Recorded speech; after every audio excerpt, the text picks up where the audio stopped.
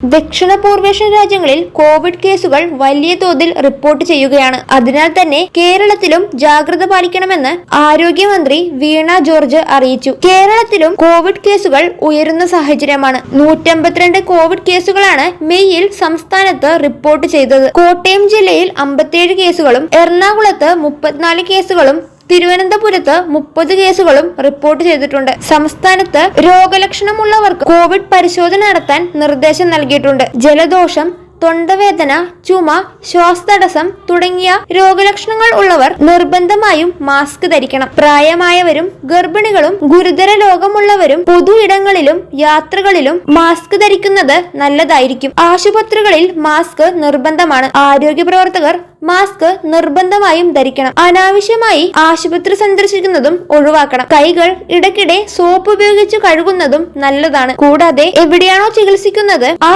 ആശുപത്രിയിൽ തന്നെ പ്രോട്ടോകോളുകൾ പാലിച്ച് ചികിത്സ ഉറപ്പാക്കണം. ദക്ഷിണ പൂർവേഷ്യൻ രാജ്യങ്ങളിൽ രോഗവ്യാപന ശേഷി കൂടുതലുള്ള വകഭേദങ്ങളാണ് ഉള്ളത്. എന്നാൽ അവയ്ക്ക് തീവ്രത കൂടുതലല്ല. സ്വയം പ്രതിരോധമാണ് പ്രധാനമെന്നും മന്ത്രി പറഞ്ഞു. ഏതെങ്കിലും വിധത്തിലുള്ള രോഗലക്ഷണങ്ങളുള്ളവർ സ്വയം പ്രതിരോധം നടത്തേണ്ടതുണ്ട്. സംസ്ഥാനത്ത് മഴക്കാലം ആരംഭിക്കാൻ പോകുന്നതിനാൽ ഡെങ്കിപ്പനി, എലിപ്പനി, ജലജന്യ രോഗങ്ങൾ എന്നിവ വർദ്ധിക്കാൻ സാധ്യത ഏറെയാണ്. അതിനാൽ എല്ലാവരും കൃത്യമായി തന്നെ ജാഗ്രത പാലിക്കേണ്ടതാണ്.